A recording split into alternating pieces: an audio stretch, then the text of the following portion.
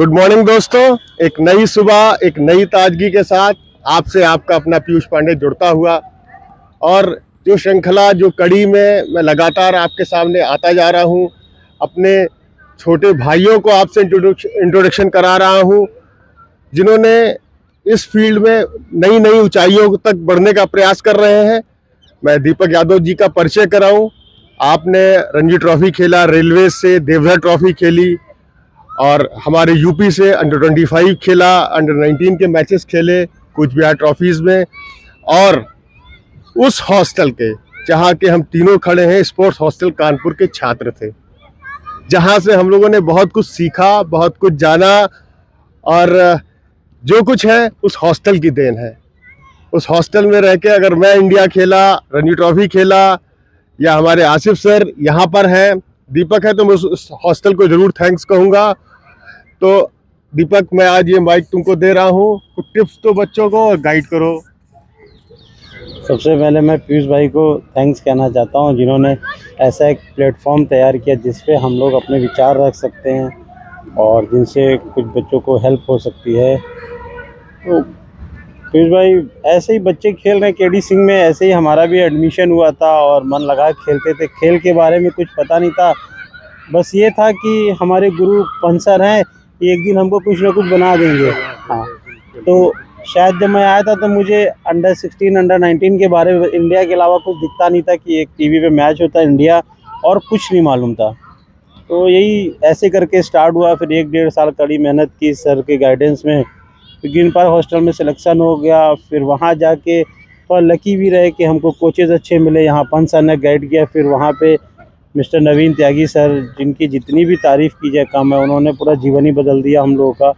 और green park hostel, जैसे हम तीनों लोग ग्रीन पार्क हॉस्टल के हैं, वहाँ पे इतना डिसिप्लिन था कि 7 साल रहने पे कभी हम लोग मॉर्निंग सोए नहीं, एक भी एक्टिविटी लेस नहीं। तो इतना टाइट शेड्यूल के बाद हम लोग एक योद्धा की तरह निकले और फिर अपना जहाँ भी खेले, कभी अच्छा कभी ख़राब, फाइट करते करते 27-28 साल में ठीक ठाक क्रिकेट खेल लिया।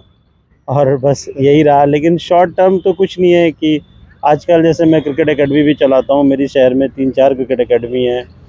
बच्चे आते हैं, बहुत अच्छे होते हैं, 1-1, 2-2 साल में बच्चों को अपने एक्सपीरियंस से कि कैसे क्या रहता है तैयार करते हैं, यूपी के लिए खेलते हैं। लेकिन फिर उनका फोकस कम हो जाता है, वो जिस तरीके से खेलते हैं वो चीज़ भूल के दूसरी चीज़ों में आ जाते हैं और उनका प्रैक्टिस कम हो जाता है। तो वो फिर चीज़ें एक कोच के लिए भी थोड़ा डिसअपॉइंट हो जाता है कि भाई, अगर कोई बच्चा 8 से 10 साल आपके पास रेगुलर खेलता है तभी वो ऊपर जा सकता है।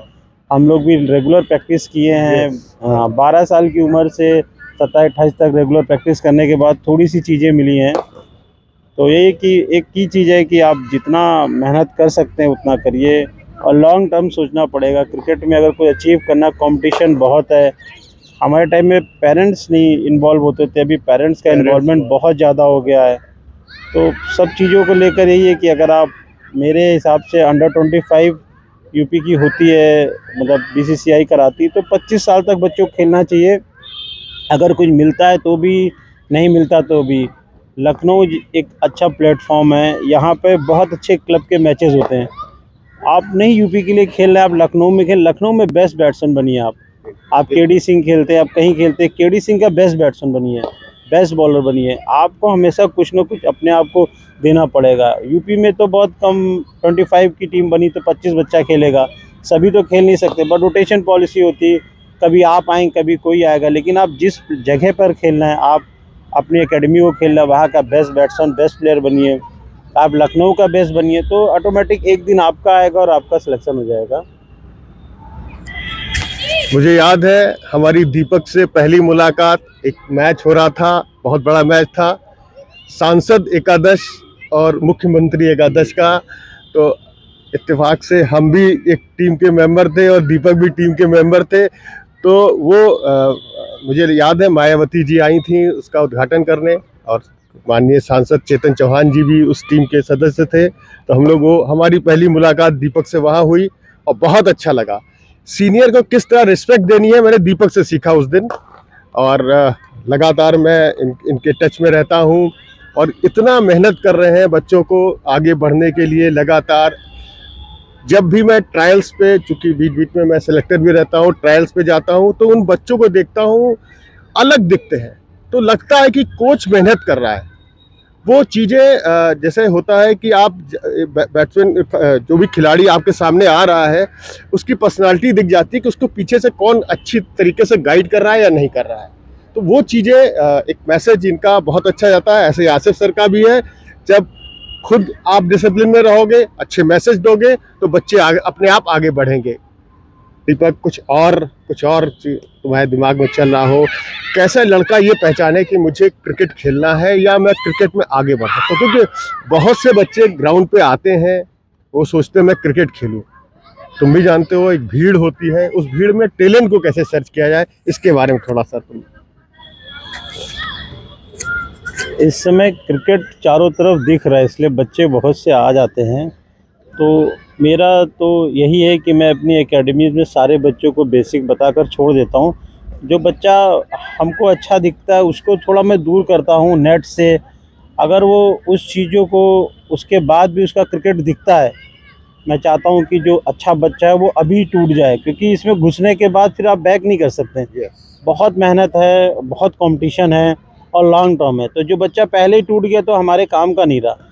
लेकिन जो हमारे मना करने के बाद, हमारे नेट्स नहीं देने के बाद भी वो हमसे जुड़ रहा है, तो इसका मतलब वो एक फ़ाइटर है। तो हम लोग भी उसी पे हाथ रखते हैं और फिर उसको मेहनत करते हैं। बाकी अभी क्या है पीयूष भाई, बहुत टैलेंट आ रहा है। लखनऊ से हर साल 10-12 बच्चे यूपी के लिए खेल रहे हैं और पूरे स्टेट में लखनऊ और मेरठ, गाज़ियाबाद से बहुत बच्चे पिक किए जा रहे हैं। सारे बच्चे अच्छे हैं। तो लखनऊ का क्रिकेट बहुत अच्छा है, लखनऊ में एकेडमीज़ अच्छी हो गई हैं।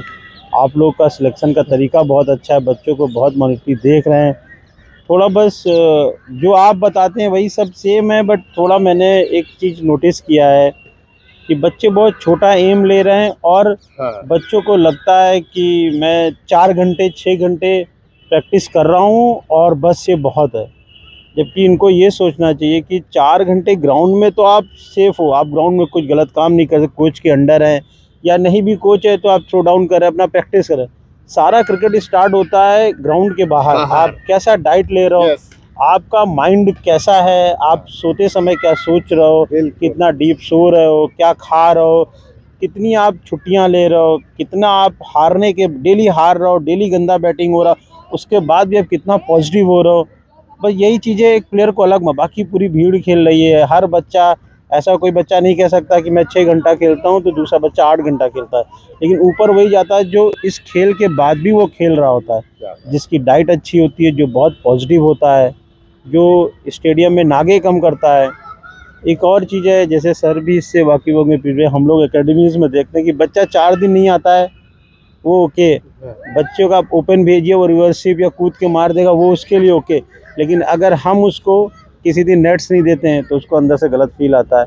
हम उसको 6 नंबर बाद बैटिंग कराते हैं। तो अब इसी कड़ी में, जैसे बच्चे कैसे छोटे बच्चे हैं, ये वीडियोस देखेंगे, पीछे बच्चे सुन रहे हैं। एक बच्चा है अंश यादव, आप जानते हैं। बिल्कुल। उसको लॉकडाउन के बाद हम लोगों ने मैचेस खिलाएं। अगर कुछ होता, उसको टास्क पे बैटिंग होती है, मतलब टारगेटिंग बैटिंग देखते हैं कि आज आपको 6 नंबर का, 10 मैच लगातार 6 नंबर खेलता है। 6 नंबर जाने में क्या रहता है कि जब वो बैटिंग करने जाता है तो 60 गेंदों पे 80 रन चाहिए होता है और 6 विकेट डाउन हो चुके होते हैं, एक उसके जाते, तो वो एक लोड लेके बैटिंग करता है। फिर कभी गीला विकेट देखा तो ओपन करा दिया। तो उसकी सोच ऐसी है कि वो इतना फेथ करता है कोच के ऊपर कि अगर कोच मुझको नहीं भी खिला रहा तो उसी का फ़ायदा है। तो उससे उसका गेम निकल के आ रहा है और वो इतना, सभी बच्चे अंश यादव को जानते हैं, उसकी मेहनत है। कुछ भी हो, कई केस तो उसने ऐसे किए कि रात भर अपनी मदर के साथ हॉस्पिटल रहा, मुझे भी नहीं पता चला, और 4 बजे घर आता है और 5:30 बजे मेरे पास आ गया। तो इस तरीके की, आप भाई सभी के घर में प्रॉब्लम्स हैं। अगर कोई बच्चा बोलता है कि मेरे यहाँ शादी है, मेरी माँ भी, लेकिन इस सब से निकल के ही खिलाड़ी बनता है, क्योंकि खेल कोई शॉर्टकट नहीं है। थैंक यू भाई। बहुत अच्छा लगा आज हमारे साथ दीपक खुद आके जुड़े, जो लगातार बच्चों को टिप्स दे रहे हैं। बहुत अच्छी एकेडमी यहाँ पे चल रही है। और मैं आसिफ से कहूँगा, एंड करिए आप इस आज का।